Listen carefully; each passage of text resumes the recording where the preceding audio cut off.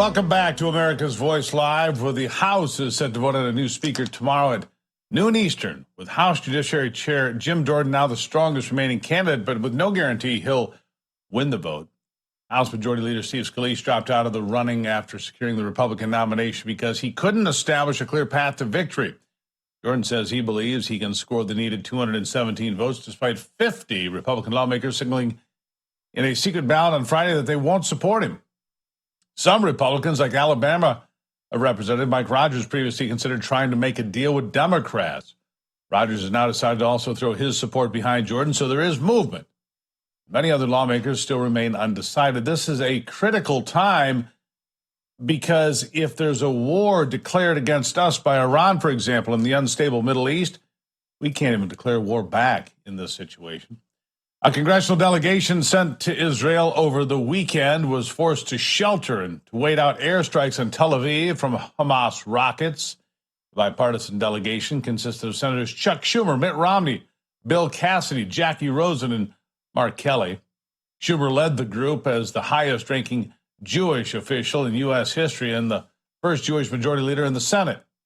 Israeli President Isaac Herzog welcomed the delegation, saying that they made clear that, quote, when it comes to the war against Hamas and Islamic Jihad, we are all on the same side of the aisle. As many as 150 hostages are believed to be held by Hamas in the Gaza Strip, with at least 17 Americans still unaccounted for, and the numbers in Gaza still unclear. Meanwhile, in another show of support, the Pentagon is doubling the U.S. military presence in the Middle East.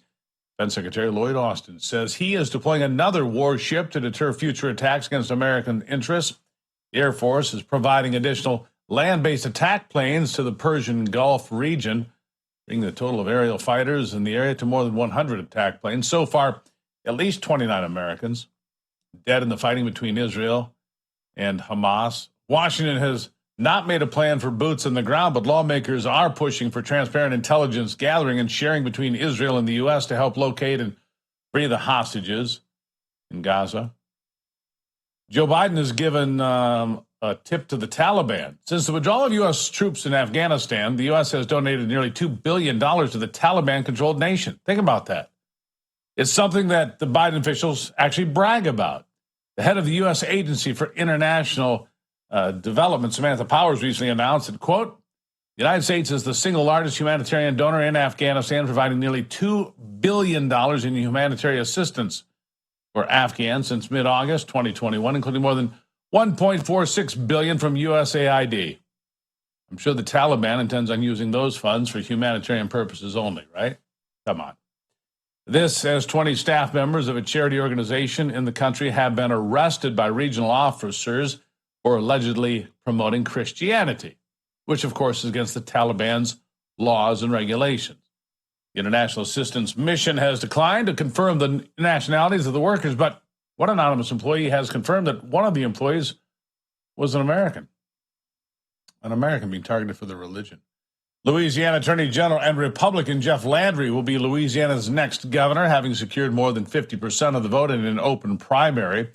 Landry and Democrat Sean Wilson were considered the frontrunners in the crowded gubernatorial race to replace Democrat Governor John Bel Edwards, who has governed the state for the last 8 years. Landry ended up with 51% of the vote, and Wilson secured just 26%. Saturday's vote was technically an open primary, but Louisiana law dictates that if one candidate crosses 50%, then an outright winner is declared on the spot, and that's the end of that. A damning bipartisan report from the U.S. Congressional Commission on the Strategic Posture has sounded an alarm. America is unprepared for a looming nuclear threat from Russia, or China, or Iran, or anyone else. The 145-page report states the U.S. must act immediately. The report labeled both countries as militarily troubling and increasingly aggressive, risking a conflict with nuclear capabilities. The report warns America must strengthen its defenses swiftly or face catastrophic consequences. How comforting. China's response to the report of simultaneous wars with Moscow and Beijing is a chilling reminder. The Global Times, the official CCP newspaper, warned the United States, if the U.S. adopts the report's recommendations, it could backfire, threatening world peace. So you stay weak, America, or we'll teach you a lesson. China warned, quote, "Those who play with fire will perish by it." Remember that, Beijing. China accused the U.S. of promoting a nuclear arms race, heightening tensions amidst worsening relations, especially concerning Taiwan. China's on track to match U.S. nuclear capabilities by the mid-2030s, maybe sooner. Florida Governor Ron DeSantis asserted his strong stance against accepting Palestinian refugees from Gaza. During a Super PAC Never Back Down campaign event in Iowa on Saturday, he declared that the U.S. simply cannot allow the Gazans into the country, emphasizing that, well, not all are affiliated with Hamas, all are anti-Semitic, and deny Israel's right to exist. He questioned why America allowed the jihad protests over the weekend in the first place. Listen to this. You see these demonstrations supporting Hamas in the United States of America. How did we get to the point where people are out there doing that? You get reports of babies being murdered, all this other stuff, and your first instinct is to go out and praise the terrorists who perpetrated that. You have students at Harvard signing letters praising Hamas for doing it. We've got some serious problems in this country. We've allowed a lot of these problems to fester, but my view is very simple. If you don't like this country, if you hate America, you should not come to this country.